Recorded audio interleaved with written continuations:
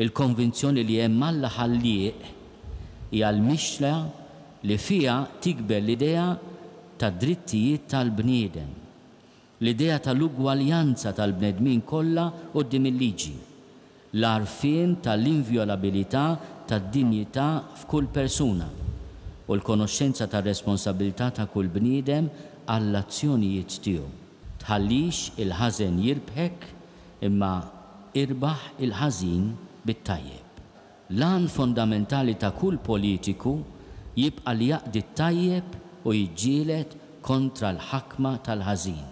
Il-politika għandha tistinka għall-ġustizzja u hekk trid tistabbilixxi minn qabel il-kondizzjonijiet fundamentali għall-paċi.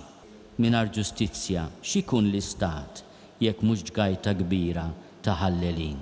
Din il-kelma ta' Ġesu infatti tfakkarna li hemm diversi livelli ta' kontabilità.